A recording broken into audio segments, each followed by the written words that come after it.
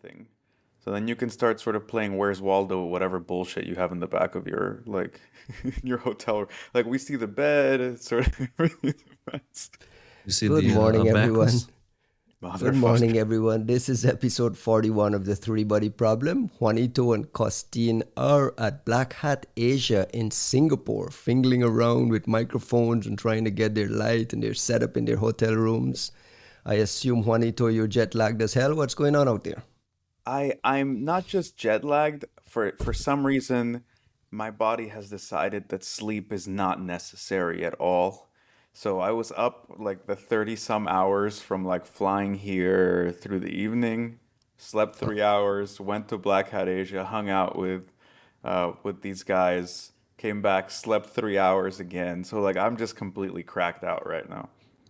Costin, you're better? How is Black Hat Asia in Singapore? I'm probably better than Juan, maybe just by a bit. And it was interesting. I mean, it's the second Black Hat Asia for me.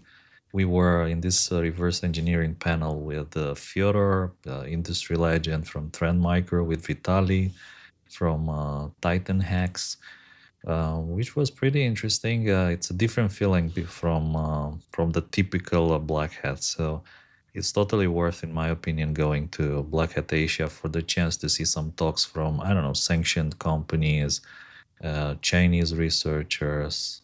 You know what I mean. Really? Really? Some really interesting talks that we don't get stateside here, Juan? Yeah, I mean, I for the ones I got to catch, they were genuinely like honestly better. I mean, I hesitate to say this, but like, look, this is a year where I've been going around saying like, you know what, like maybe I don't want to go to Black Hat It's Vegas too for like far, the bro. first time. Mm. But like, no, man. Like, I just, the Vegas of it all just fucking sucks the life out of everything. But also, it's so big. Like, DEF CON is like, it's like CES. It's like a giant Yeah. expo now, right? Like, there's no community to that. It's just 50,000 people in an expo hall. And And what you're so it's saying is when just, you go to one of these smaller ones, it feels a lot more, what, participatory? It feels like you're part of the thing? you just, you stop and you actually have conversations with people and, get something out of it that isn't just rushing past each other and never like how many plans do we make in Vegas where you're just like you never make it there, you meant to see a friend but you got stuck halfway through a casino, right, like talking to some random Yeah, human yeah, being, like it's just and like even seeing the talks is just kind of like a far-flung just foregone conclusion that you're just not going to make it. So this was interesting. Like it's obviously smaller, but a lot of like talent and enthusiasm, and the talks, particularly today, were I think really good. So like Bunny's keynote today Bunnie made Huang. like it was Bunnie Huang's talk today was one of the best talks I've ever seen. Like I think that was a genuinely phenomenal talk. Really? Yeah, I I saw missed that. Daniel Cuthbert on X providing some coverage of Bonnie's talk last night before I went to bed. So you guys are way ahead of us. I mean, And I practically like live tweeted it. I was like taking pictures of all the slides and stuff, but I just think it was what was the gist a, of his? so basically Bunny, I mean, we all know Bunny as like world class like hardware RE expert, especially like his work back in the day with like like reversing the Xbox, and like he wrote a great book about it. And I've considered like the times that I've seen Bunny speak, it's not just that he's very good as a hardware RE, but he's got this perspective of kind of like on the ground reality, right? Having like being going to Shenzhen, going to all these places, and essentially like saying like, hey, there's the theoretical aspect of it all, there's the sort of politically pretty aspect of it all, then there's the reality on the ground. Like this is what these places look like. This is how much these people make. This is like what they'll let you do if you're just nice to them. And that alone was always sort of very interesting. But I think Bunny accomplished something really special with this talk, which is he's obviously an expert in this area. A lot of us may be very familiar with these things on the software side, but there's an assumption that kind of bridges a lot further into the hardware side of things, and I didn't realize how foreign it was in some ways, but also essentially what Bunnie did was he focused on this notion of hardware supply chain exploitation, which is very interesting, right? Because like essentially the way he positioned that premise was he showed the like famous grain of rice Bloomberg story, and essentially tried to kind of go at it as like, well, these people didn't really know what they were looking for, what they were describing. They filled in what their imagination sort of considered being sort of like a layman view of what's happening. So instead, we get an expert view like Bunnie, one of the few people who can do this, of saying, actually, if we wanted to do this at this level of investment, this is what that attack would look like, and also this is what it would take to detect it. And he does that at like level 0, the like cheap and easy way. Then level 1, slightly, more complicated, still relatively cheap, still detectable. You detect it in this way. Level 2, okay, getting a lot harder. In order to try to detect it, you would try to do this, but like it's hard, right? And like he's showing like actual pictures of like if you use this particular type of infrared, whatever, like this is what it looks like, and you're looking at a region of a processor that's like yay big. And then he goes like level 3, and you go, there is no mechanism for detection. And it starts like, and moreover, like he sort of shows like, okay, we have this problem, then this is what a solution could look like a $400 lab that, you could sort of build yourself, try to like look at some of these things. And then like the even better, like the reason I say it's such a good talk is he brings perspective about how this stuff works. He talks about like these different steps, levels of like the different types of attacks that you could consider. But then he drives it even further and goes, well, honestly, the incentives right now are the only reason that we're kind of not seeing a higher level of attack, because all of these well-trained people who work at the Apple factory during the day for 3 hours at what is it, like $3 a day or something like that, or $3, it was an hour, something like that, per super hour. low wages. They basically at night will moonlight on warranty fraud, and that they're using their skills to repurpose chips and like move things for warranty fraud, because like if they end up making what $100 or $200 with one of these phones that have been stripped for parts to like replicate a particular error, that is a huge boon for them financially, and that's good enough. But you actually have this massive concentration of well-trained people who understand these things at a deep, deep level, who just haven't been given the right incentives to push their skills higher into like a greater level of attack. And also, you're talking about that concentration of people being in like key buildings in China, and it Right. not taking a whole lot of imagination to consider what it's going to take to drive that skill into these further types of sophistication when it comes to these things. Did you guys walk away from the talk thinking that Bloomberg rice grain story was not only practical, but that it's actually happening? Did he give you the sense that the story is a little too outlandish? I know you talked about like different layers of detecting it. Did you walk away feeling that kind of thing happens there at a very high level by the highest levels of adversaries? So I hear you kind of like, I won't speak for Costin, but I hear you kind of saying two things here. I did walk away with a much more like I felt almost enlightened in my sudden understanding of what's happening on some of the hardware supply chain side, because in comparison to how ignorant I walked into the room, I felt like a fucking genius all of a sudden, like just riding on the shoulders of Bunnie. At the same time, it made me respect the Bloomberg story even less, because it just felt like somebody gave someone an idea of, like, it sort of told them a story of something probably real that was described in some vague terms, and these people seem to have filled in what they Piece the thought that story all together, meant. yeah. Like, it must be a chip, this, it has to be a chip, and it's probably this big, and it's a little rice grain thingy, and it's put in this server, and like somebody snuck in and put a chip in the thing, right? Like, it's the kind of thing that I would have written because I don't know shit about hardware, right? Like, it's just, it makes me respect it less. Like, you also have people like Bunnie out there, right? Like, it's not like you have like Joe Fitzpatrick and Bunnie and others that you can hit up and be like, hey, well, how does this hit you? And I'm Right, pretty right. certain either one of them would have told you, that's not really how this would work. It would be this other thing, right? Costin, are there hardware type rice grain chip implantation actually happening live in the wild?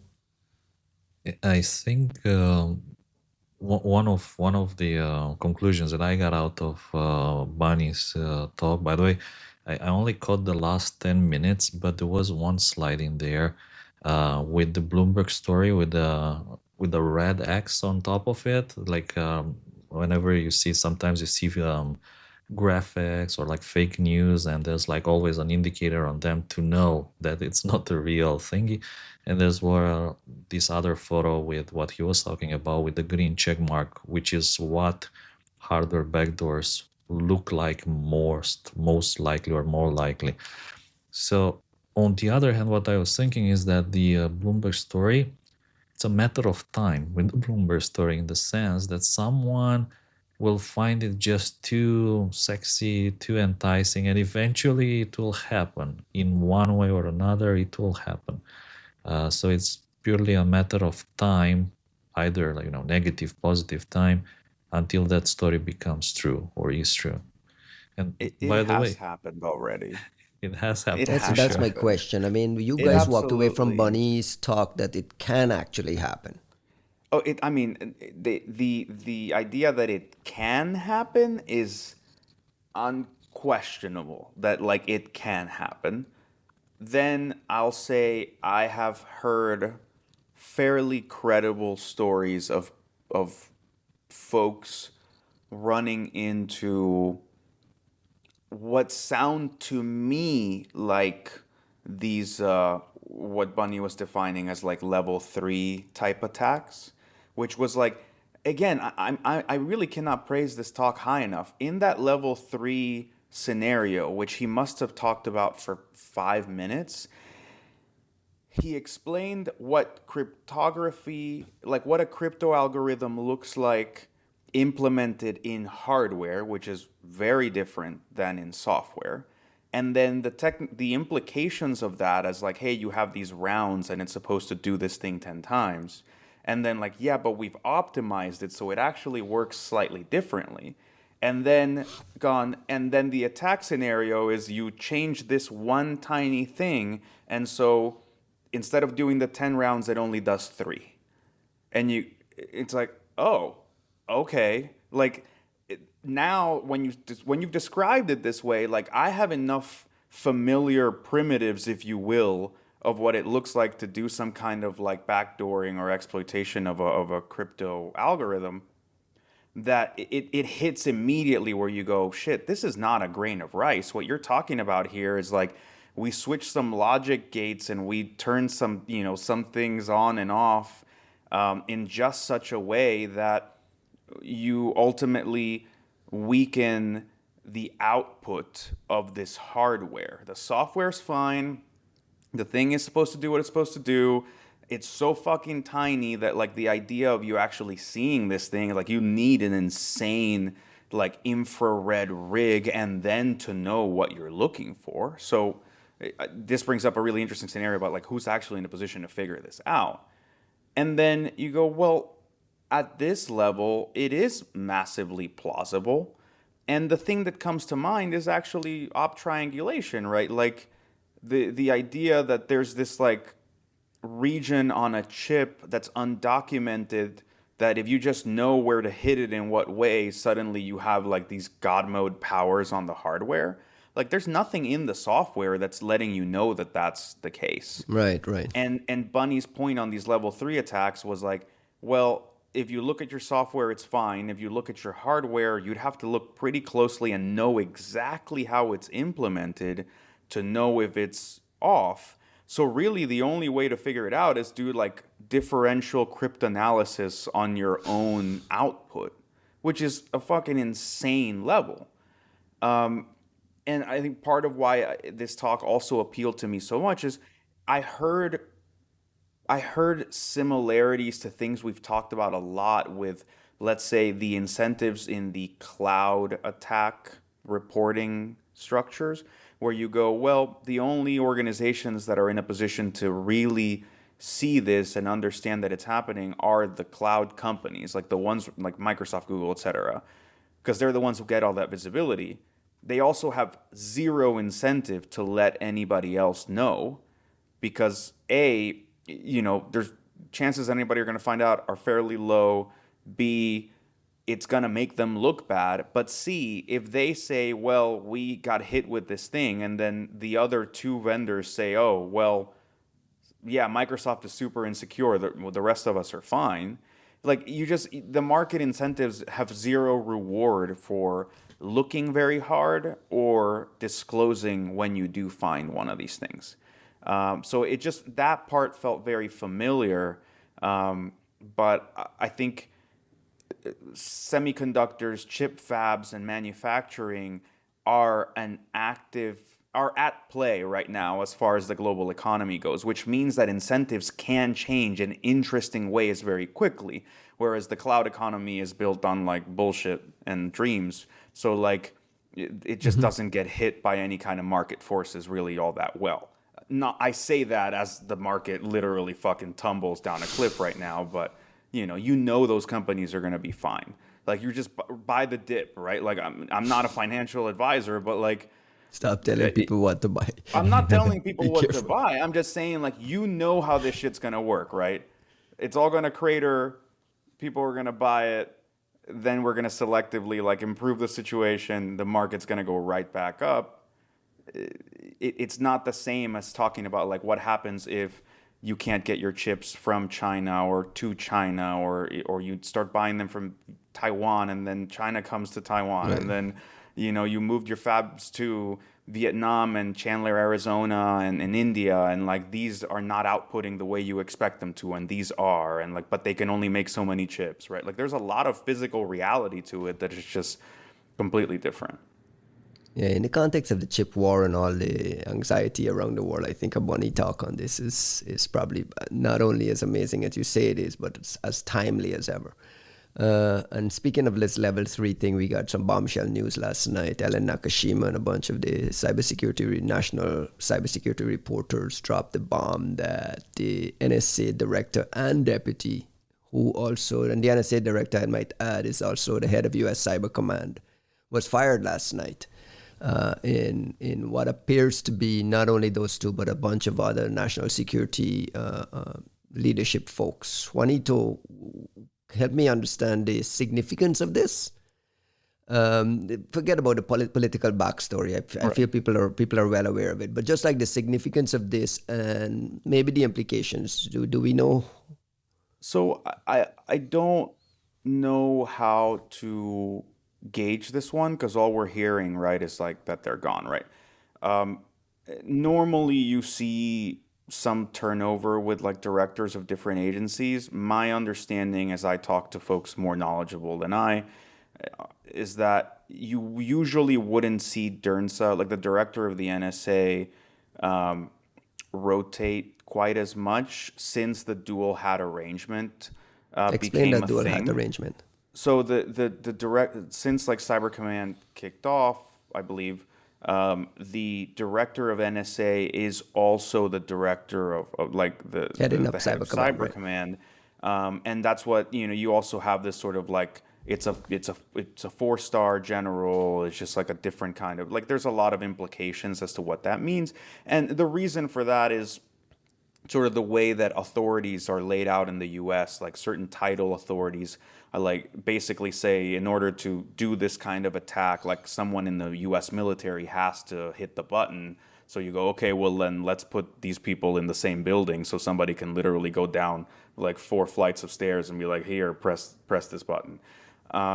So there's some like general practicality things. I think you also have to admit that for all the good Cyber Command and more importantly like Cyber National Mission Force does, in many ways as a younger organization and one bound by like military inconveniences, NSA has had to carry Cyber Command on their back like a whole lot of the way, right? Like these guys are getting better, you're seeing more talent, you're seeing more sort of their own capabilities, but at least as you were bootstrapping Cyber Command as a new organization, NSA was really sort of like the sense you get is like NSA was really carrying the load. So it made sense to have this dual hat arrangement. And I guess that made it a slightly stickier position in a way, right? Like where you would see folks like General Alexander, who like stuck around for I think it was more than a decade as through like different administrations. Something that I think is interesting in this case, it's not so much that they fire these people and like why they might have fired, I have no clue, right? It could be as fickle as, somebody tweeted about a thing. It could be as complex as like they really do just want a different kind of administration under It doesn't read. It NSA. doesn't read like a restructuring, though. It reads like a loyalty test kind of story. In the Washington Post reporting. Yeah, sorry. Let me just sort of like wrap the thought up on the dual hat thing. Yeah, okay. Because there may very well be a restructuring in this. Okay. Well, because there's been a lot of flagging for like as part of all the like strategy and plans and whatever, that like some of these folks are unhappy with it being a dual hat. Like there has been a lot of discussion relatively recently about how like the dual hat arrangement shouldn't be a thing and you should have like a separate head of Cyber Command and a head of NSA. So Gotcha.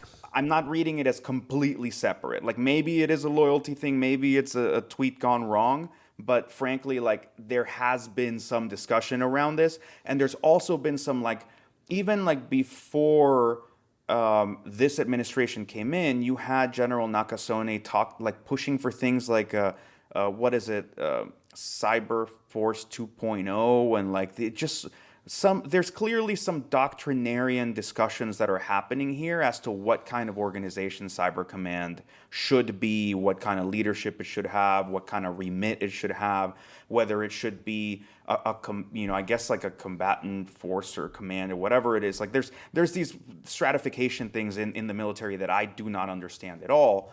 That I sense that there's some general bureaucratic fervor around or momentum around changing them. Costin, what is your read on this? I'm pretty sure this took your interest last night as well. Well, I was not surprised at all. I mean, one of the things that I always assume is that when there's a new administration, you automatically replace the old people with new people. So honestly, I couldn't understand why some people, in our Signal PC small groups were so surprised. But the other thing here, I was, conspiracy Ryan theories was, do you remember when people were complaining about the PC small groups? The NSA came up with this advisory about the dangers of Signal. Do you remember that? And I was thinking maybe that's not the right kind of advisory that you want published when everybody else, all the cool boys, all the cool kids are using Signal. I don't know. Maybe it's just conspiracy Ryan from style. the PC small group. Did we see we anybody talked from about NSA? that. Was there anyone from NSA No, there in was the Signal nobody. group? No. That's kind of fucked up, There man. were cool kids from all the other All the other organizations, agencies were there. and probably They they don't like- didn't have Signal on their phones for a legitimate reason, or maybe they didn't Look- even have personal phones for Well, other and legitimate honestly, reasons. even if they had Signal on their phones, I'm pretty sure that shit's not going to traverse the wall at NSA. Like that literally the walls themselves are not going to let that work. But Small access point, I don't know, like small, Wi-Fi. just some shadow infra, as in all places, right? Is this what Costin said resonate with you? A new administration comes in, we change all the head I of the would change intelligence heads everybody. and so Like if I can't, I mean, remember Comey, like all these guys, Mike Pompeo, like this, what was it, Gina Haspel, like all the directors of different I services, they all think got what they're changed. saying is not that like you wouldn't, but that NSA until recently was less prone to that. You had some continuity. I don't, I really don't want to read too much into this. Like, also because I'll say this: the interim Dernsa right now is General Hartman, who's awesome. Like, he's a great dude. He was, in charge of CNMF back when like Kikta was there. Just super personable, super involved. Would get really in the weeds with like some of his folks. I know he was really supportive of like the folks at UNAD and under advisory, who are like the cooler team out of CNMF that like works with industry. So like, I'm not saying I'm excited. I'm just saying like, if the hat falls on Hartman and for any foreseeable amount of time, that's not necessarily a bad thing. General Hartman's pretty cool. All right, let's pivot But on it to Whoever, could some just be a news. Fox News commentator who's going to become like director of NSA look, tomorrow. So like, who the fuck knows? whoever comes, I hope they bring back the Cyber Command hashes, virus total That's our uploads, cost. and all that stuff. Costin just wants the Yara Like, rules look, and the I hashes, want the please. Bring practical things. Like, you can IOCs. keep talking about politics and like this guy and that guy, he was there. Then you're like, come on, let's be serious here. We want the IOCs or the IOCs, like I some want my people prefer taxes to call back them. in hashes. Absolutely, Speaking of 100%. Samples and hashes. speaking of Sapple. IOX and news, I want us to pivot quickly to our dear friends at Ivanti and some Who some sponsored news. this podcast?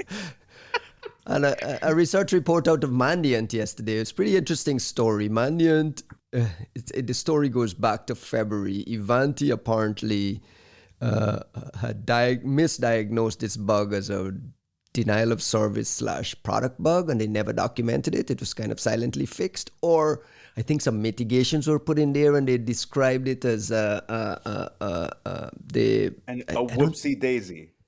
a whoopsie daisy. Anyway, Mandiant subsequently would find a Chinese Nexus APT dropping backdoors and in-memory droppers by the same vulnerability that was apparently fixed in February but never documented. So now we get a new advisory from Ivanti that basically says, whoa, whoa, whoa, this wasn't a denial of services bug. We tried to patch it in February without telling anyone. Now it appears that the Chinese APT reversed this patch, found out it was remote code execution, and started dropping these shells. I mean, we got data from Mandiant Costin. We also got IOX from Mandiant on this. Have you been following And the this? other And is rules. this and the other Dude. rules? And the other It feels rules, like yeah. par for the course for these companies that have signed this Secure by Design pledge, though. Well, by the way, with the Yara rules, one of them has been published before. So this is UNC 5221, which is the name that Google / Mandiant give it to this Chinese espionage group. They don't have an APTXX number just yet. But I mean, if they continue in this way, I think they'll get one pretty soon. But they do have this spawn malware ecosystem. Google published a pretty extensive blog about the spawn malware ecosystem previously with spawn sloth, spawn snare, spawn snail. I think it was another one. Spawn wave. Um, in my opinion, this is like one of the interesting groups to watch for. And I was thinking, like, why would they be hitting these Ivanti things? Obviously, a lot of Chinese groups nowadays, they're building these orb networks, operational relay boxes, mainly for the purpose of anonymization, and then they get shared between groups. So if you ask me, of course, this is super useful for initial access, and once you have access to this Ivanti Connect Secure appliances, and there's a lot of different models, and all of them are mostly geared towards high-end enterprises and connectivity. So they essentially, once you have access to these things, it's essentially the gates to the kingdom get opened, and you from there can move further down into the target's network. What surprised me here, because I don't think that they were targeting them for the purpose of building orb networks. What surprised me here was the fact that this is like being massively / actively exploited in the wild. So that's one thing. And the other, which really attracted my attention, was, of course, that they reverse engineered the patch. And obviously, this wasn't like some kind of a random thing. It means that they are reverse engineering all the patches, pretty much all of them. And Reminds me of Rob Joy's mm, statement from this Enigma conference years ago that the adversary knows your software better than you do. the In new this and case, the this really, network. really jumped out to me that Okay. this. Oh, No, so I've Yeah, been biting my tongue because I didn't want to like run my ignorant mouth over Costin's much better educated explanation about what's going on here. But like, I'm not even interested. I am not interested in what the Chinese are doing. The Chinese are doing just fucking fine. I want to know what Ivanti is doing in patching this these is the fucking right devices. take. Like Correct. I want to like okay, the attacker knows your software better than you. Maybe the first time, the second time, the third time, the fourth time, but we're at episode like 41 or something. We've talked about Ivanti, Fortinet, whatever bones. Every fucking episode of this This is podcast true. is a new one. And what I want to know, and I hope they don't make me come down there, but it's like if we took the different versions of Ivanti's software or Fortinet's software, or are these people just like just patching like 4 bytes in the hardware to like just fix the most specific piece of like a given vuln? Like how the fuck is this software this bad at this point? Like it is under like constant scrutiny and active exploitation. I'm not saying that in this time they should have rewritten all of their shit. All I'm saying is, why haven't they hired, I don't know, Binarly and said, "Hey, look at every like obviously I'm a shill for Binarly. I love what they do. I'm an advisor. But my point is there are firmware analysis mechanisms that they should be employing themselves. We don't see a stream of Ivanti saying, "Hey, we discovered 45 vulns in our own bullshit and we rewrote it. Please like update this because it's so much better." Instead, it's like, "Oh, there was a vuln in line 36 of this component. We patched it. Oh, there was also a vuln in line 39 of this component. We'll patch that next week. Oh, the Chinese also found a vuln in line 45 of this component." You're like, bro, at what point do you just like spend a little time just checking this shit? It's starting to make me want. The reason I asked about patch diffing is I'm starting to wonder if they lost the source code like 5 years ago and they've just been like trying to fix it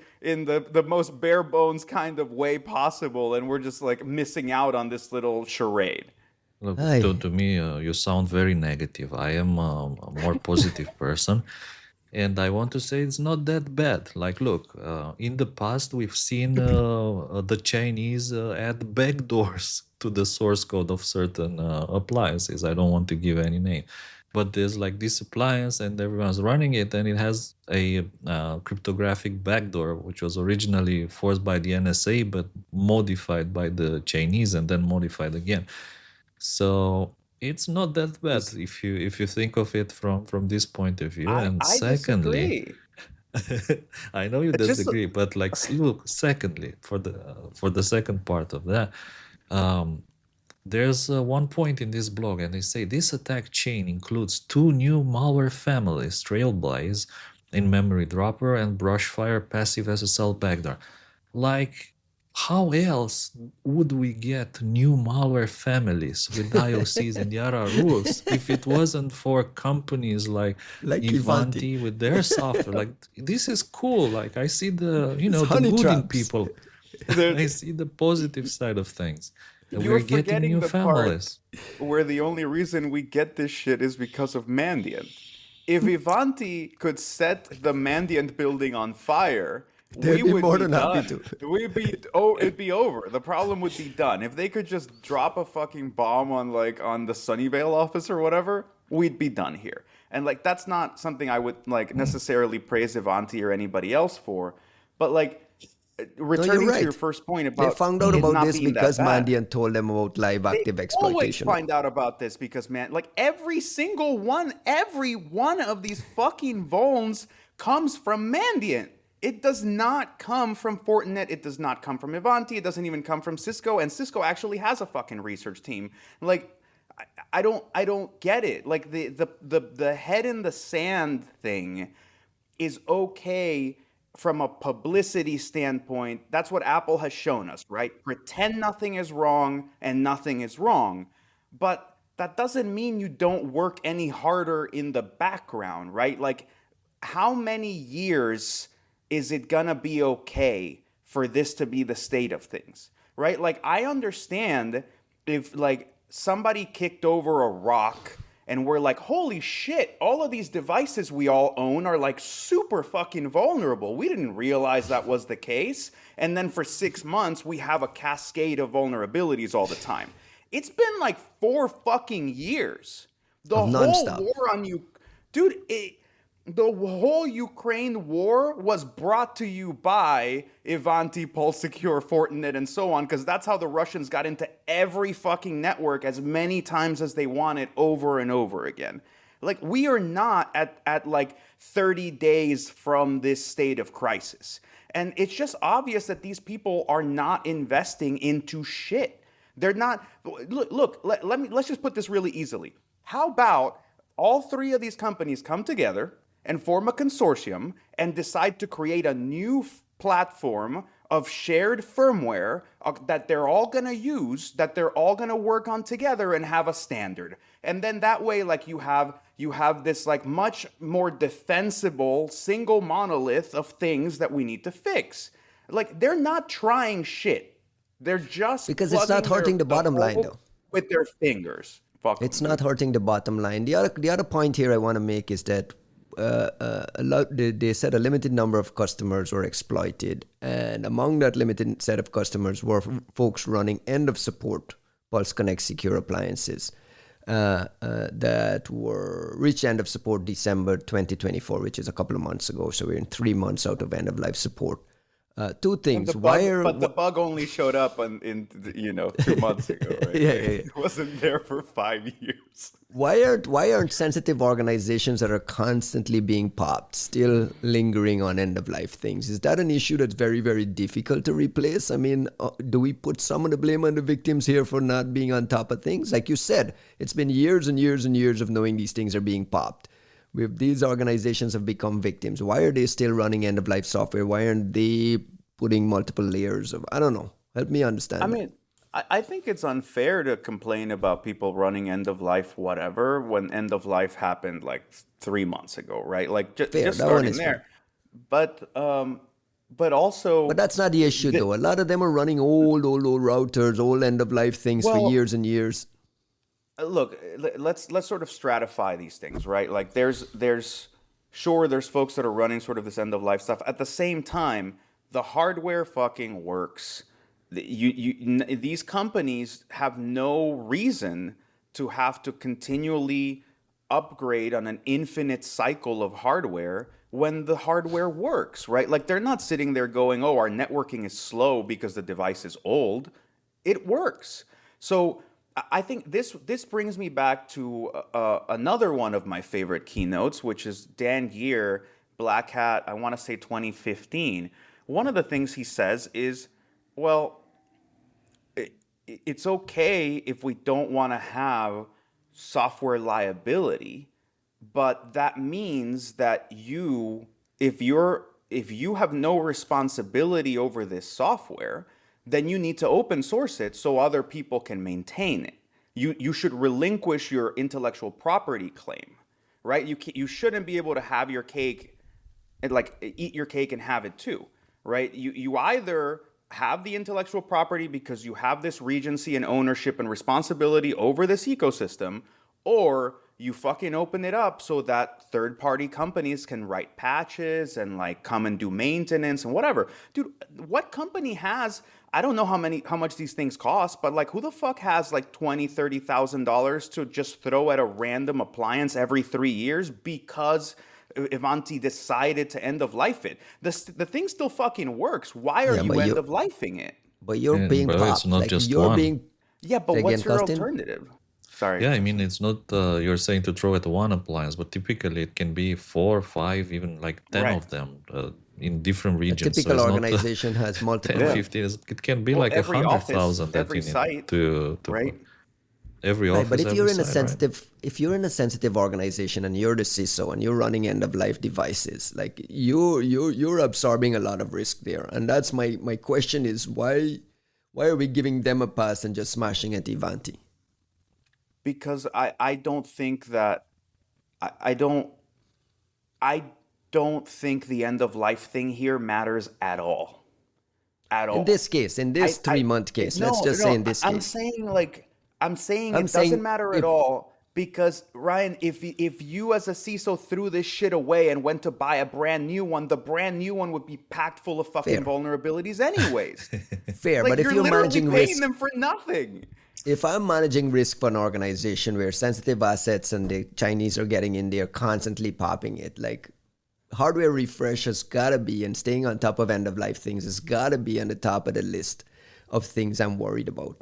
I mean, this continuous but does it notion of fix these it? guys are popping end of life devices everywhere all the time. Every time I get a Lumen Technologies report on one of these botnets, and it's a ton of old end of life routers in sensitive organizations because they're telling me it's manufacturing, it's critical But infrastructure, those it's are this, it's small. this. Those are Soho. But it's Those the are same. Soho It's the same. routers, right? Like But it's the same concept though of like you're not staying on top of your hardware refreshes or even your software refreshes. I think if there was an obvious thing to buy that meant your money was taking you closer to security, that you could make that argument. And I'm not one to normally give the CISOs a pass. I'm just saying, like, in this case, investment does not equal greater security. It just means you burn more money. And I'll say this, I would be approaching this completely differently, right? You're telling me every one of these devices is fucking vulnerable, whether I buy a new one or an old one, whether I patch it or I don't patch it, it's still fucking vulnerable. I would move my approach away from trying to secure that device completely and focus entirely on like as the greatest level of situational awareness I can produce from that device downstream, right? Like if I'm just going to accept that this fucking thing is always going to be a source of vulnerability, then I know that that's where my gating starts, is what the hell is happening from this device onward. But to be fair, that requires a certain level of expertise, threat hunting, configuration, just general acumen that I don't know that we need to expect from all kinds of companies, right? Like I don't think we're just looking at like large cap Fortune whatevers that are getting popped with this. Like what happens to like medium-sized company that just needed a fucking VPN appliance? Yeah. I think you guys are still too pessimistic because don't forget that you can always use Ivanti's integrity checker tool to detect intrusions, except for those cases where the rootkit, hides itself and you can't. When the rootkit Or they just haven't when the added the rootkit hashes. modifies. The rootkit yeah. modifies the hashes. Ivanti hasn't added Hides the itself. hashes because Mandiant hasn't told them about it and they don't give a shit. So whatever, right? Like it's like They don't have a malware removal tool though. They only have an integrity. on an integrity because there's no malware on here. There's only Speaking of end no of life. malware. Speaking of no malware anyway, we got a new Apple iOS ODay again patch this week. Apple shipped iOS 18.4 for the rest of us, but on older iPhones, I believe it was on 16.7? 16.7.11, iPad Bill 16.7. Marsack. Another one. Another It's one. not another one, by the way. What It's is just this this one? old Costin? one. This old one from February actually was patched in 18.3.1, and they finally, they released the patch for this older iOS 16.7.11 iPad OS. So they that backported didn't get the patch. a So patch that was previously correct, released in February. But do you believe correct, that they correct. now have signs that it was in compromised on those older devices, or it just usually takes time with the engineering to get that out the door?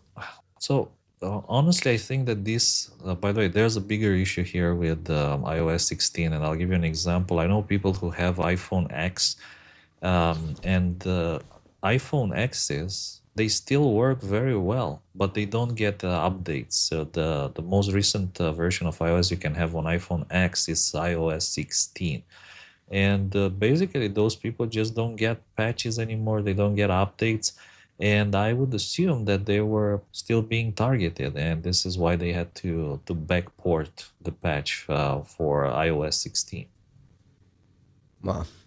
The 18.4 also contains the same CVE, but not reported to have been exploited in the wild, right? I mean, if you're running, if you have an iPhone, the advice is just patch these things, whether it's old, new Sure. patches, you get them. This is like about as And best as you can hope for. that and enable lockdown if you think that you're targeted. And obviously, it's I think it's unnecessary to say, but if you're listening to this podcast, it means that probably you are an interesting person. So that kind of makes the case for enabling lockdown mode. Speaking of lockdown mode, we just got some news out of Android that Android is getting a lockdown mode type feature. There's a app teardown from a website called Android Authority, and it reveals that Google is actually working on this, what they're calling an inactivity reboot feature. It would reboot devices that they've been locked for 3 consecutive days, part of this advanced protection mode that's coming in Android. So it feels like there's been a lot of security investments from both the big platform providers, mobile OS providers around this lockdown mode feature, just kind of stripping away attack surface as much as possible. Perhaps minimizing usefulness, but I mean, that's where we are today, right? And by the way, Any there was an excitement around interesting talk Android that lockdown mode as well? there was an interesting talk at the conference here that I think both me and Juan attended. If you remember it, Juan, you arrived a bit late and asked the question about the iOS attacks, with researchers showing many different ways to bypass security features on Android, such as connecting a malicious charger and fetching files from the device, bypassing prompts, bypassing pin locks, and so on. And yeah, those patches for Android are coming. But it was my feeling after watching that presentation that Android is not on the same level of security with iOS, and they're still kind of lagging behind. And this probably being the best example, the lack of full lockdown mode, similar to what iOS has. Let's remember the conversation we had with Katie Masuris here, where it's like, well, Apple enabled this ecosystem of like perfect updates and everything by having to own sort of the hardware, software stack, etc. What does lockdown mode mean in Android? And like, does it only work if I have like a Nexus phone? So meaning like I'm a part of like the rich Android users, not the $50 cell phones in India Android users. And if that's not the case and I can turn it on everything, then how comparable is it to actual lockdown mode?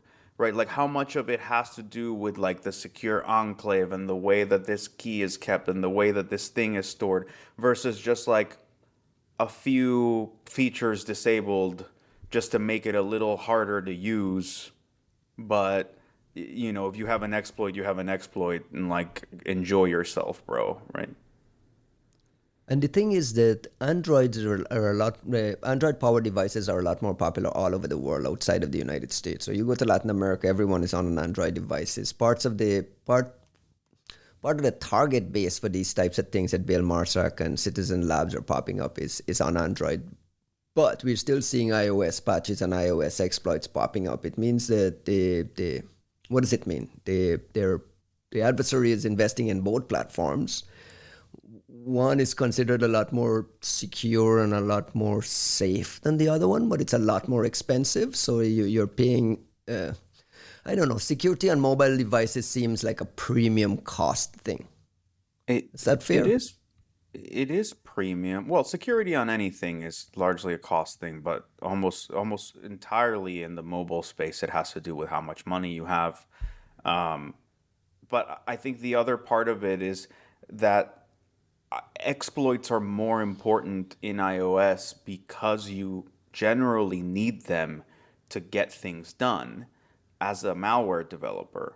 Um, Android, you still just find like, oh, a Trojanized application. Oh, they like side loaded an app. Oh, there's no proper sandboxing between these things, so it's easier to like pull in, like get one app in there and pull all the information out from whatever. Like, there's so many ways to get to accomplish your task that an exploit may be necessary, but it may not, right? Like it's Right. it's one of those situations where you're like you can get the job done without the exploit, and in iOS that largely you can't, right? Like you can do parts of it, you can profile certain things, there's certain memory leaking, there's certain ways that you might be able to like get to specific things, but you need that exploit for getting most of the job done. And I think that's the main difference. That's why I'm not enthused about like lockdown in Android without knowing more about what exactly that means.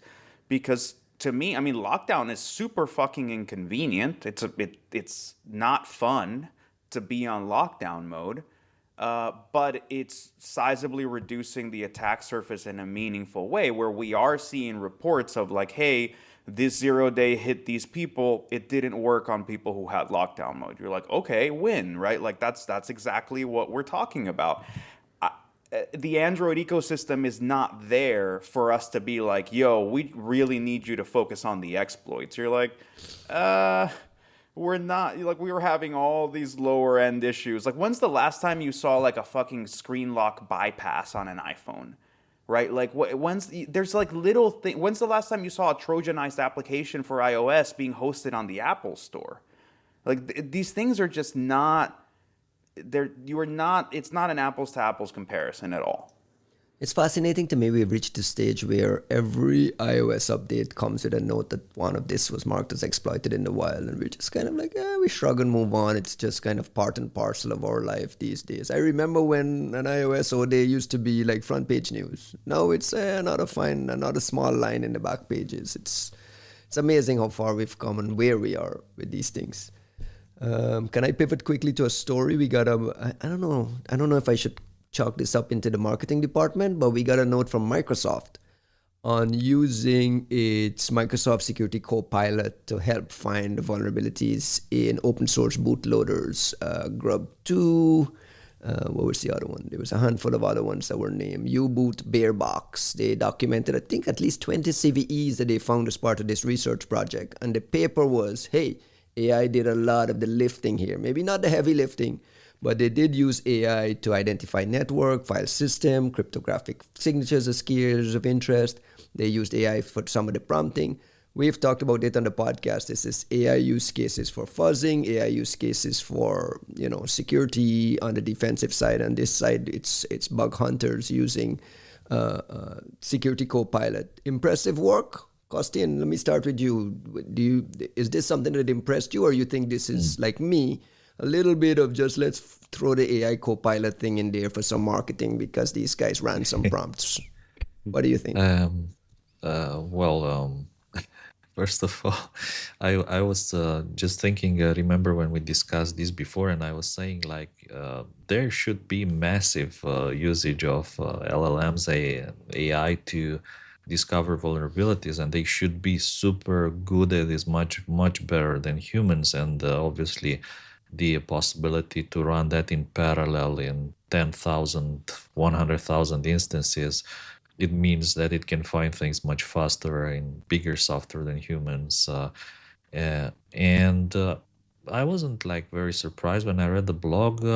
It was, I admit I was a bit disappointed, like from 2 points of view. The first one was that okay, so it's mostly about bootloaders like grub. So like, what's the worst thing can happen, or the worst thing that could have happened was that through either in some cases through physical access, or in other cases while having full system access on that machine, you can drop bootkits and other advanced malware. So I was like, okay, people worry a lot about these scenarios, but in my mind, when someone has a physical access to your computer, or when they have system access on your machine, like to run software, it's kind of a game over Game over situation. already, right? That's one thing. Then two, I was thinking that Microsoft did this research for these open source tools, which is quite nice, obviously contributing to open source.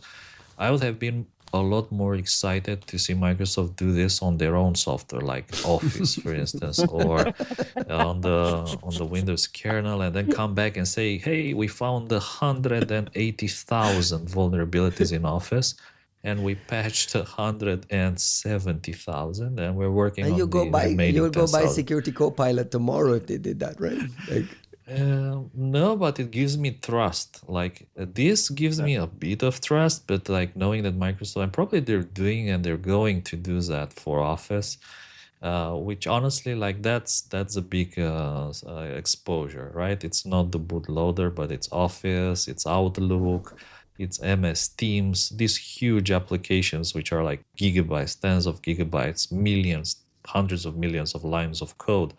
Um, and the amount of vulnerabilities there should be, huge, absolutely huge. So yeah, I would love to see those. Maybe it's tough audience. We are always complaining about things.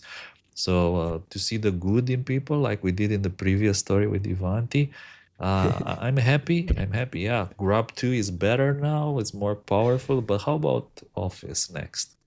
I just I want to point out that and I'm a skeptic on this being a marketing blog, because the blog itself says through a combination of static code analysis tools such as CodeQL, fuzzing the emulator, and AFL++, and manual code analysis, and using Microsoft Security Copilot, we uncovered these several vulnerabilities. But the headline says Microsoft uses AI to find these vulnerabilities.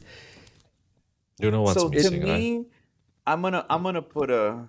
Sorry, Costin, did I cut you off? You know what I mean, what's missing from the story? It's quantum, and like using AI and quantum. Majorana, and then Majorana Majorana, states. Yeah. Majorana, like Be which is serious. another good look for Microsoft.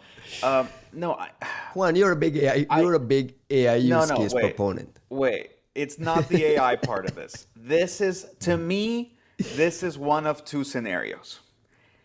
Either this is a poorly written blog, and by that I mean the reason we're doubting it is they didn't tell us much of anything about how they accomplished this, right? Like you're saying, we did a thing that was amazing with these tools, and you go, well, how, like what, why did it work for you that doesn't work for other people? What did you learn along the way? Why did the Copilot thing make things better than just fuzzing and whatever? Were those low-hanging fruit vulnerabilities, or were they super complex? How much work did it take to refine that original findings into figuring out if they were actually meaningful vulnerabilities? What Like was the there's a cost lot of of it? there's a lot of fucking questions here, because either A, this is a very poorly written blog about a very real piece of work that includes Copilot as a major component, or this was good real work with existing tools, and instead of giving those people credit for what they did, somebody decided to try to turn it into a fucking marketing piece for whatever the fuck Copilot security blah blah is. Which, by the way, if you want to sell this shit so bad, how do I buy it? What is it in? Like, where do I find it? Is it Right. can I put it in my Ivanti appliance? Like, what the fuck does it do? It just checks source code? Like, where am I consuming this thing that you need to fucking shove it into everything? Right? Like, come up with a fucking SKU. When you kill passive total, come up with a different SKU so that we can buy your other shit, right? Like, come up with a way to give you money if that's what you want so badly. But like, sorry, again, Costin, I think it's the lack of sleep, but I think Costin and I are gonna be in like completely opposite moods when it comes to these things throughout the whole episode. They did say they use Not at all. Copilot to help with like some of the prompting, to help identify like areas for more pressing issues, successfully identifying certain patterns in certain grub2 files. Like these are things that a human probably won't be able to do at this kind of scale in this kind of like with this much They've been doing it. code. They've been doing it. Like, look, here's the real problem. Who the fuck is writing this blog? It's a Copilot security, Copilot marketing blog. Right, but that's my point, right? When Google comes out and tells us they patched 1,500 vulnerabilities, we believe them because, well, Project Zero's there and Natashenka's there, and they're doing this. They detail how they do it. They tell us about their tools, and also like, you know, they have this massive infrastructure that they can like turn up for fuzzing and whatever the hell.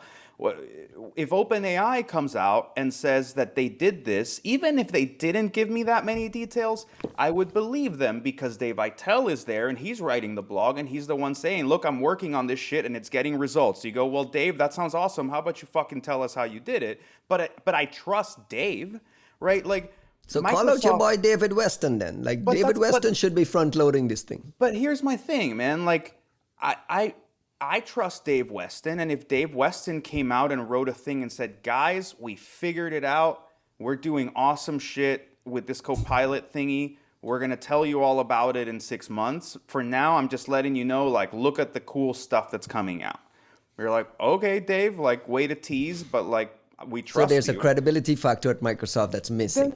I think there's a massive credibility factor, and it's not just Microsoft, it's the fact that, like, I think there's companies that are haves and have-nots when it comes to security credibility, and it has everything to do with their willingness to give a platform and a stage to the individual security luminaries that they employ. And those companies have realized that they gain credibility from their people who are experts, not the other way around. And that's why we just said, hey, Microsoft, you have Dave Weston, right? OpenAI, you have Dave Aitel. Google, you have all of Project Zero. I think that's when you stop and you go, well, A, who the fuck works at AWS? Like, who is at all these other places? And B, like, I think you're pointing out this is a marketing blog, and you're right, it's a marketing blog, and like all marketing departments come up with bullshit. That is their job to some extent. And I don't expect Dave Weston to own every blog. I just think in this case, but we got 20 CVEs out of the research project. I don't want to poo-poo it as just like a marketing, security Copilot marketing thing. It was a real research project that ferreted out bugs in these bootloaders. There's some real implications. But dude, if that's what happened, like, here's the thing. The bugs are real. The patches are real. Thank you, Microsoft, for doing this work. If it was the hard work of people using CodeQL and fuzzing and whatever bullshit, that's still, like, they might all be tried and true, like, methods, but, like, that is valuable and that deserves credit. And I think whomever did that work at Microsoft should probably get some credit along the way if they want it. But if there was an AI talk on that was significant and the marketing people comes in and says, hey, why don't we go tell this security Copilot story part of it as well? Like, I understand. I know exactly what happened at Microsoft. They sat around and said, hey, we have this research project. This is a great story. We should tell it. Right? Here's these 20 CVs, great story. And then they sit around in the PR meeting and someone says, hey, was there some AI component there? And the guy's like, yeah, of course. We prompted here, we prompted there. Yeah. And there's your headline. But that's the point, right? Like, you're obfuscating the value of this, of how you got here, either by misrepresenting what was a meaningful contribution or by discovering something and choosing not to share it, right? Like, the other side of this thing is... What would you have wanted to see more of? Well, look, in a world where Security Copilot is fucking awesome and it's doing really cool new shit, well, guys, the other models don't seem to be doing this.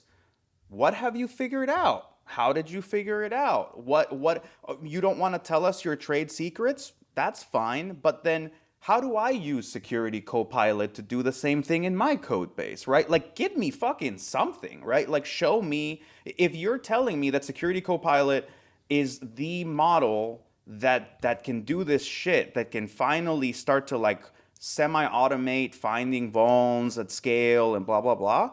Well, you've got something. How do I do it? Even if it's with your tool. OpenAI doesn't come out and shill for Anthropic, but when they write one of these things, they go, and this is how you use it, and this is how you hit it, and this is what you get. And you go, thank you. Here's $20, right? Like, I'm kind of bitching about Microsoft's go-to-market strategy, essentially.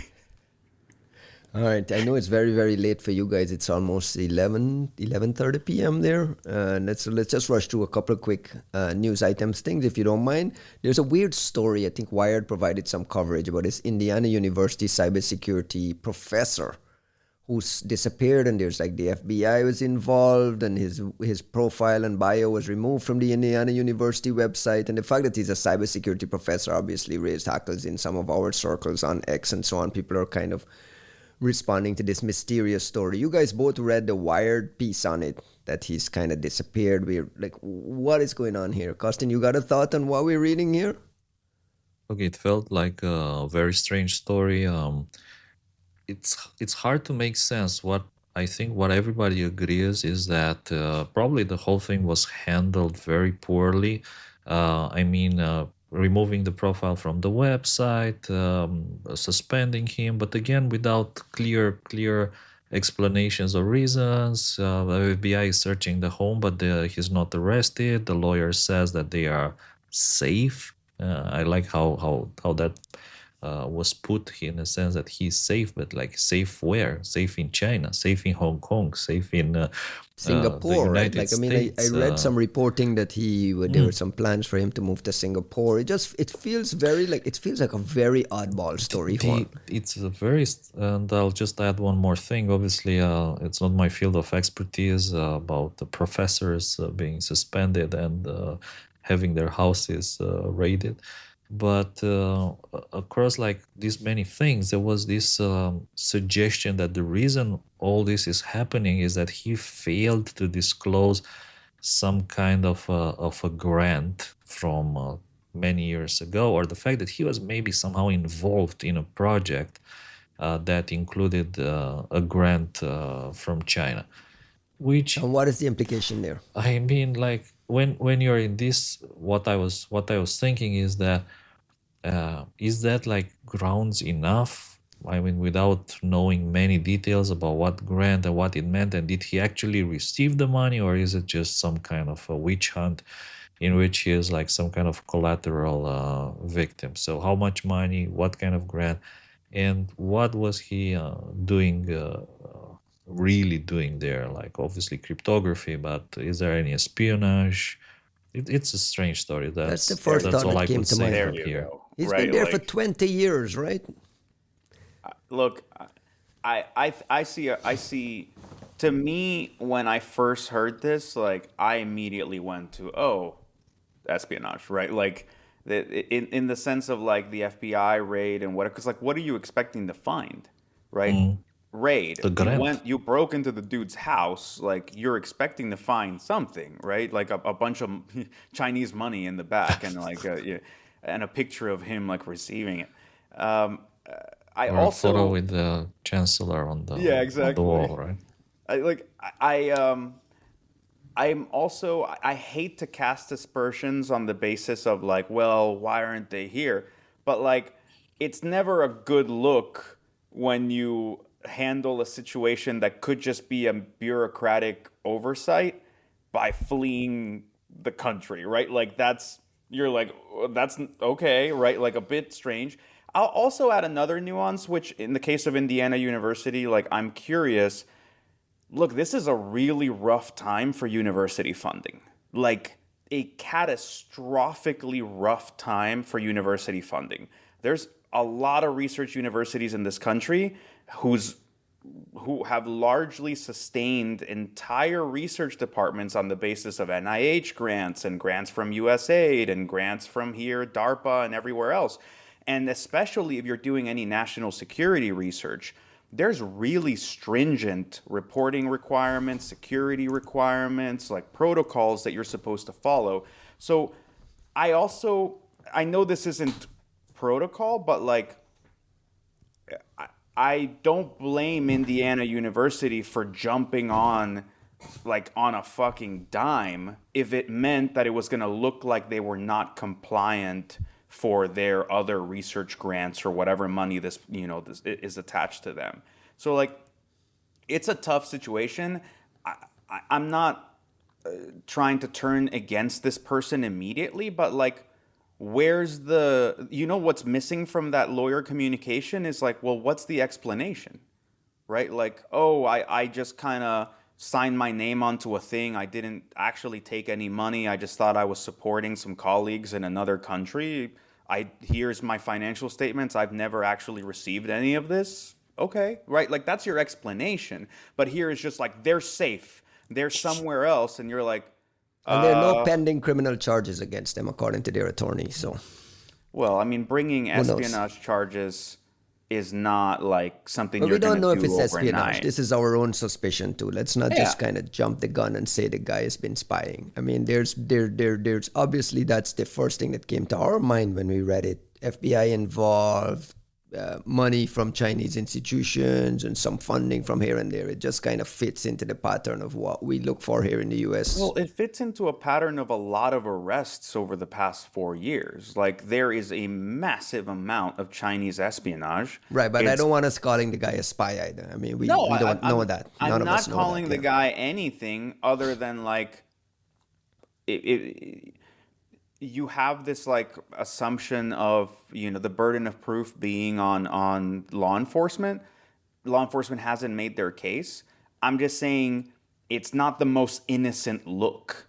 Right. Like you could say your statement could have been, hey, we signed some paperwork, I never got any money, I didn't know this was a thing, I'm also super fucking scared because everybody's out here getting deported and all this weird shit's happening. I don't want to be in an ICE facility for like 3 months. So I was on vacation in France with my wife, and we're just going to stay out here until you guys get your shit together. Like, that is a valid thing to say. And I would completely empathize with that. Like, I know of people who've gotten deported because they got routinely stopped on a boat and they were drinking and they happened to be on asylum status, and some ICE dude decided, like, fuck you, you're out, right? Like, there's a lot of rash enforcement right now. So I get it, but it's not the best look, right? Like, what happened, bro? Where are Yeah. you? Like, what's And it going feels on? like we're not getting any official information either. It's just kind of like people are following the tea leaves, seeing a bio removed, hearing here, Yeah. and then some reporting here and there. So the story is still very murky. I think it speaks to how bad the climate is that right now, like, we don't trust anybody in that equation to act in to act calmly, right? Like the person who's the subject of this inquiry is scared enough or concerned enough, or for whatever reason, it isn't just facing, like, they have a lawyer, right? Like, he's not just standing up being like, yo, what's going on? Law enforcement, we don't know if we can trust why they're doing this. And Indiana University, there's nothing necessarily wrong with them, but like, I don't blame them for being scared about anything that has to do with funding and grants right now. Right. And overreacting is like firing a tenured professor is not an easy or big simple deal, yeah. thing. It's a big deal. Quickly, our friends at Silent Push pushed out a new blog on Russian intelligence phishing campaigns. They kind of intercepted some emails. It looks like it's being run by Russian intelligence services and targeting Russian citizens who are sympathetic to Ukraine or seeking to defect. Did we get IOX? Did we get any sort of data here to help us try to piece this story together? There were a lot of IOCs, by the way. I personally like this blog a lot. The only thing which was probably missing, again, just to nitpick things, was attribution. They do mention like similarities to previous SOPHOC/APT 28 campaigns, like things that have been seen in the past. And it's also, I think, probably the case here. There's just not one actor, but it's like probably multiple actors. I did think it's kind of similar in a way. You know what? This reminded me of the Iranian intelligence was trying to catch CIA sources in Iran, if you remember. Like some time ago, they found the algorithms to identify these websites, and they were running similar operations. So this is what this story also reminded me. So I was wondering if there's cooperation here. Is this like some kind of advice or workshops that are going on in the spy circles, in which the Iranians, here's how we catch the CIA spies in Iran, and then the Russians say, huh, that's very interesting, let's implement the same in Russia to catch American spy. So The I thought that was interesting. Yeah, but part of the very, phishing very nice things blog. Part of the phishing things they saw was like the Russians impersonating the CIA and Hmm. some other kind of Russian volunteer corps with appeals hotlines for Russian service members in Ukraine. So it's pretty clever. Just Juanito, we had silent push at LabsCon last year. Who are these silent push folks? Or is this like something that we should be paying attention to?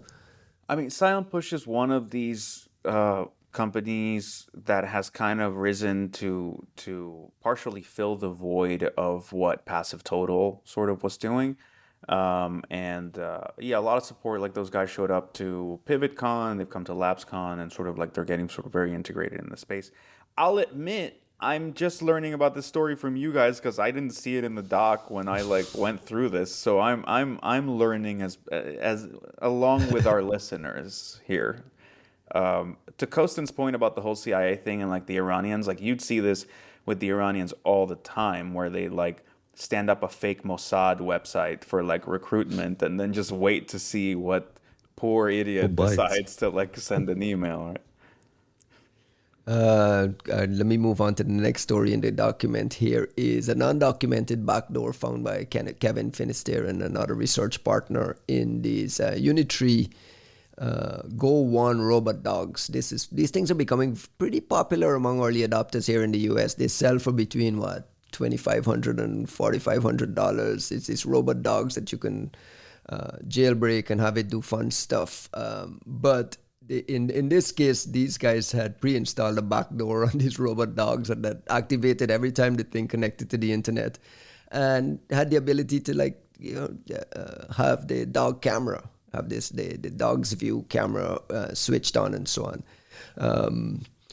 This comes right alongside a paper that was written by our friend Rob Gilduta around China's advancements in this robotics market. So it feels like they have mastered the art of keeping the costs down on these things to make them super popular.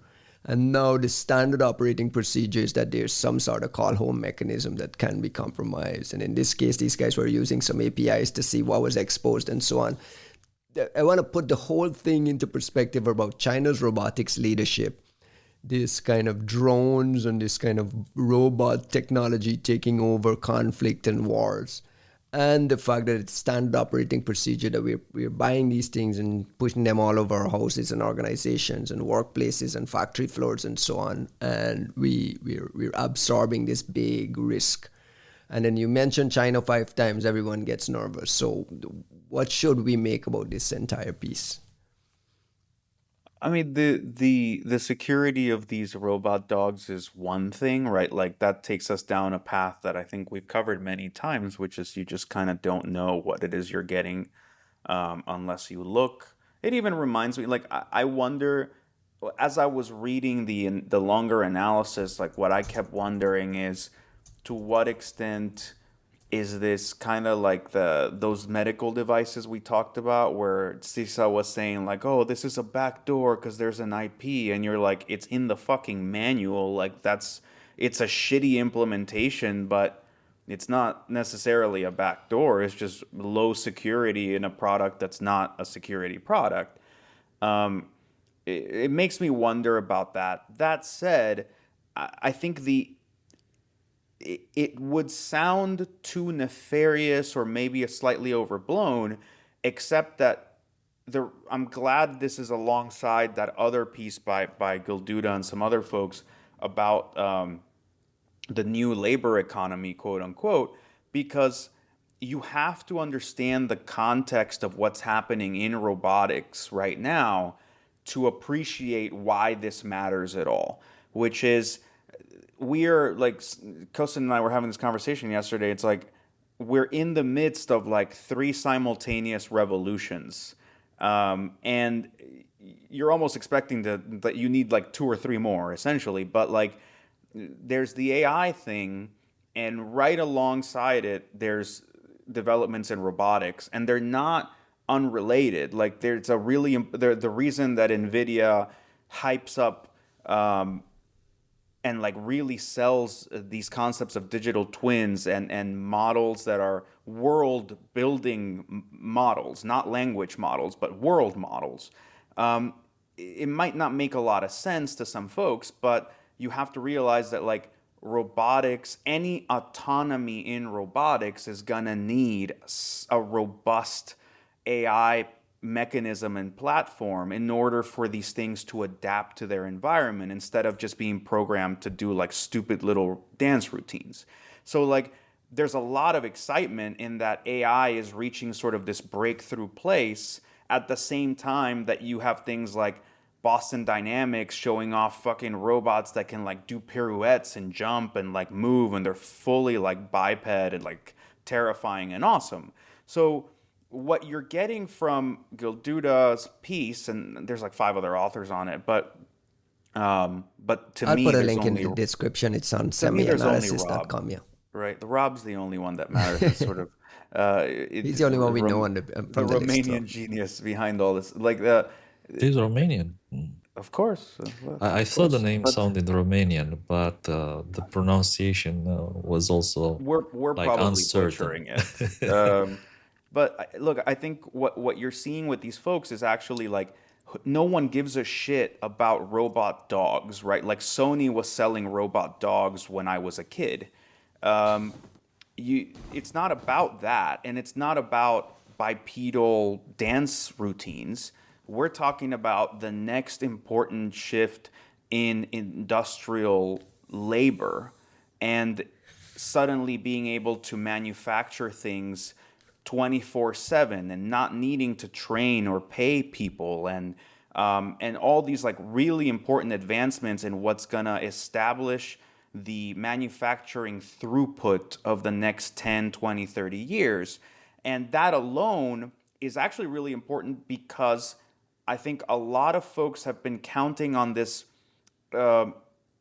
sort of prospective argument that China's demography is going to collapse, that the Chinese people aren't having enough kids, that the results of the like one child policy is that they have like this very like not great looking demographic pyramid where you have tons of like sort of this backwards pyramid where you have tons of old people and then no young people, especially no young people sort of coming to like even just like farm and do Right. manufacturing. But this and whatnot. population replacement thing is not unique to China, though. And they're talking about it in Japan, in Korea, in other parts of Yeah, Asia. but who the fuck wants to live in China, right? Like, sorry, like to put it a certain way, it's not that there's anything like Chinese people might enjoy China plenty, but you don't have migratory patterns of people who are like, yo, fuck this place, I really I'm want to going to go China. live in China.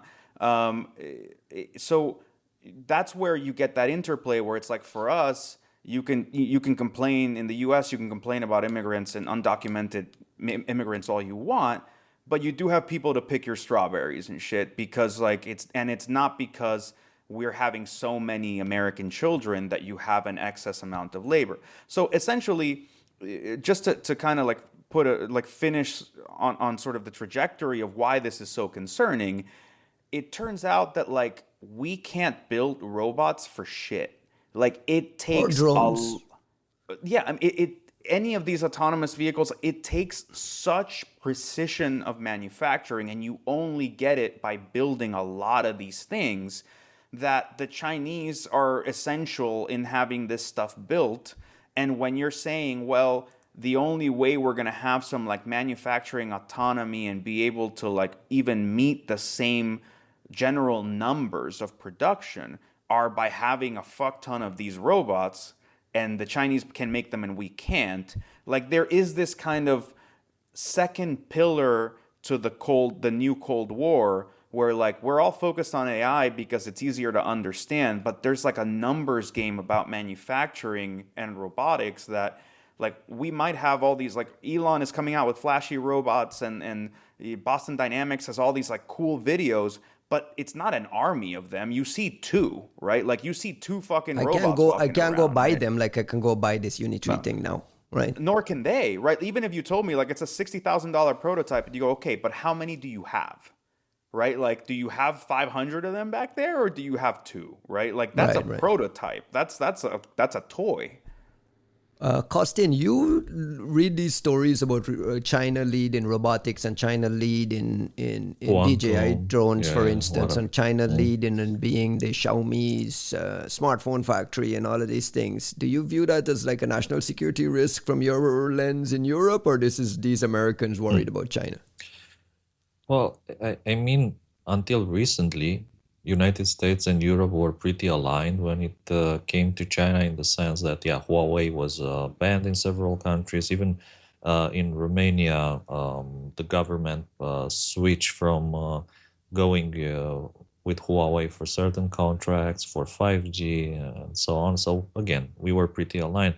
What I see more recently is that, and I mentioned this before, it's like the cultural assault, which is composed of many different factors at the same time, which is Temu, which is TikTok, which are all these Chinese smartphones, the electric cars, and by the way, I saw BYD cars here in Singapore on the street. That's the And Porsche. That's the Porsche lookalike you yeah, mentioned previously, right? yeah, I think I saw a cheaper version. It was like a smaller one that looked like a Volkswagen, a mix between a Volkswagen Golf and maybe an Audi Q3, somewhere there. In Uh, Singapore. in Singapore on the street, and you know what attracted my attention was that it was totally silent. It was, as it moved past me, you couldn't hear a thing. It Oi. was that silent. So yeah, it's like an assault of all these different things, which make, if you want, if it makes China a very enticing option.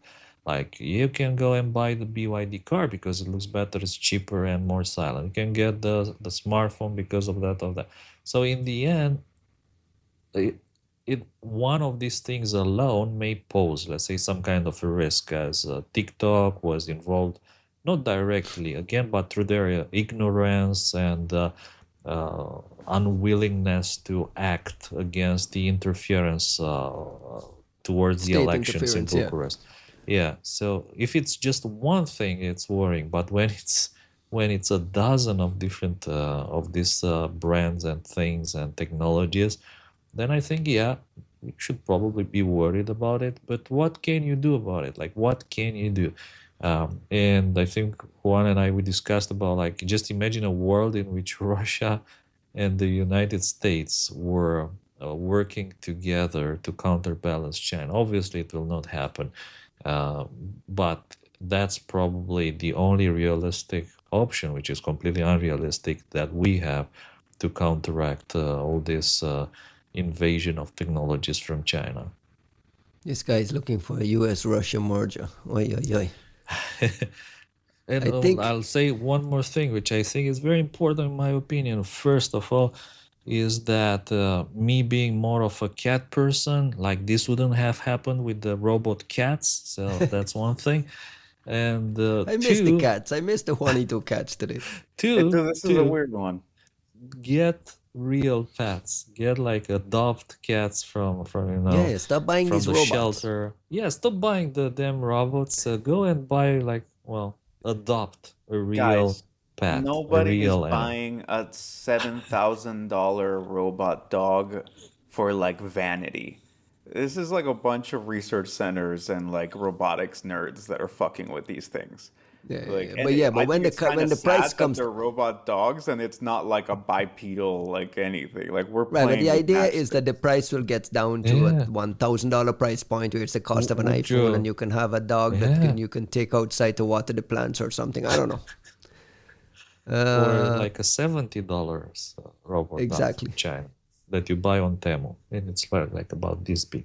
We're hour and a half in. It's almost midnight in Singapore. I think the audience will forgive us for going short this week. So let's just close the show with some quick shout outs. Juanito, I leave you for last because you're never ever prepared with shout outs. I know Costin has his list. First of all, like shout outs to uh, Ashley, who is a very big fan of us and a listener. And the feedback she had for us was that can you please shorten the show to 30 minutes? Because she, after 30 minutes, she loses the train of thoughts and she drifts away. So shout outs to Ashley. I don't think we can do the We're 30 definitely minutes. not doing We that. can We're cut not it doing into that shit 30 at minute all. segments for Ashley and have her get Just three for 30-minute Ashley. segments. But Shout out Yeah. to thank you Ashley. for That's being one a rant. listener. Thank 30 you. minutes, one rant. I don't even let Costin speak in those 30 minutes. Like it's Shout out to Ashley for listening. Shout out to Hey, we'll Ashley. take any and listener we can Casey. get. Yeah. Shout out to our very good friend Vitaly, who was kind enough to show us around all the marvels of Singapore. He really appreciates, by the way, your microphone. Ryan says like our quality nowadays is really good. I got a So note from Vitali. I got a sweet, sweet, kind note from Vitali last week, who says, I'm listening to all the episodes. I love the show. But your pronunciation of these Chinese companies and the names of Chinese folks are that's why so... you didn't say the name of the Chinese professor. Because Exactly I right. was so waiting for you to Yeah. say, just to see how you pronounce it. Yeah. Exactly right. Don't let I people knew get it. in your head. We don't fact check. We don't learn how to pronounce shit. Yeah. No, I but said he's... Rivian was Chinese the other day. I had to Oh, correct yeah. I myself fact halfway checked you through on it. the spot. We fucked up the last episode with the like North Korea cryptocurrency. Oh my Someone God, yes. someone on Twitter like fucking decimated us about like how like and they're right, right? Like we fucked it up on the spot. But like, don't let anybody stop you from being you, Ryan. You say those I know. I Chinese can be names however better. you want. I can And always be we better. You can always strive for improvement. And shout out to Vitali for driving me to improve my pronunciation of thank you. Chinese folks. I will try my best when I get time to prepare You're for not this. gonna do it. Let's be Juani- clear here. You're not gonna do it. You're not Juanito, gonna do any of this shit. close Chinese the show with some lessons. shout outs. Costin, were you More. done? I think we Oh, I stopped. have like 50 other people. It's Oh, like good, good. Roll Cyber out yours. Granny. Okay. Shout outs to the Cyber Granny. Yeah. Was like it's a famous figure here in Singapore. It's a granny who is very interested in quantum, large language models, Python coding, and she even came and told me that she's an expert in JPEGs, and she's got the goodies. And the only problem is that vulnerability companies wouldn't take her exploit, JPEG exploits. So if you're one of those companies, go find Cyber Granny. She's got the goods here. Oi, oi, oi. I think he's jet lagged now. I Shout think outs yeah. to our good friend Fyodor, who was with us in the panel, in the reversing panel, like a veteran of the industry. Talked a bit about how he started with bypassing copy protections and like infinite lives in games. Like those were the times. And I'll stop here, but pretty much, shout outs to all the other people we met at Black Hat, including Dimitri, uh, including Bunnie, of course, and so on and so on. Thank you, guys. Awesome. I got a chance to meet Bunnie in Singapore. The last time we were there for SAS, Bunnie did a keynote, along some of the same issues about some of the hardware stuff that's happening in China and so on. Shout out to Bunnie, one of the real ones in our industry. Juanito, close the show quickly. I mean, you took my first shout out, which was to Bunnie. I can't gush enough about that talk. I think it was such a phenomenal talk. Even just from like a meta standpoint as a speaker, like it was so well rounded, right? You taught people a context they were not familiar with. You told them what the nth state of things looks like. You told them how to fix the problem when it could be fixed. You told them where to get the hardware if you needed it, and you told them the dynamics behind. Like, it was just such a well-structured talk. So guys, like, when the video comes out, I cannot recommend that enough. Totally unrelated to that. Shout out to the guys at Vertex Project. Like, I'm just getting wrapped up into Synapse. Like, we have a big deployment at Sentinel-1. It's like become like an amazing tool that we're using every day, and it's exciting to work with something that's like designed for our use cases in such a powerful way, and to actually have a tool that is a force multiplier, and it's not us having to work around the tool, but rather like it is worth working in the tool. So that's kind of out of the blue, but those guys don't get enough credit for how cool what they do is. It's like the only working threat intel platform or intel platform. And then one last thing that we probably should have touched on as a story, but there's out of nowhere in the past week, there's been this like massive surge in projects using Anthropic's MCP, their model context protocol, which is like a standard that they released. There's a lot of people that have been making open source projects using MCP for reverse engineering. Within a week, you got one for Binary Ninja, one for Ghidra, one for IDA, and like everybody suddenly vibe reversing with these things. While I'm a tiny bit, some very vain part of me is a tiny bit sad that I didn't get to like kind of come out and do this, because I've been trying to work on some like reversing with LLMs. Yeah, exactly. Oh, this is perfect meme. Sorry for those not on the video. But it is really cool to see folks starting to jump on this train and maybe getting a sense of like why we've been so excited about LLMs when it comes to technical things. There's like a massive gain in reversing with these things. So like shout out to the folks who like figured it out and got that shit out there ASAP. Like it was like in a couple of days, all of a sudden you have this like incremental shift in our tools, and we shouldn't take that for granted because there's not enough people working on reversing tooling. So very cool. And like if for folks who are interested in that, our friends at OA Labs released like a full hour long session trying all these things out. Sergey, you guys should check them out. It's a really nice introduction to it. We'll put the link in the show description as well for that. So remember to share it with me. Thank you, guys. Enjoy the rest of Singapore. Have some street food. Have some of that good Singapore food, and safe flights back home. Safe long flights back home. Thanks, man. Don't forget to press for the green man. Paka.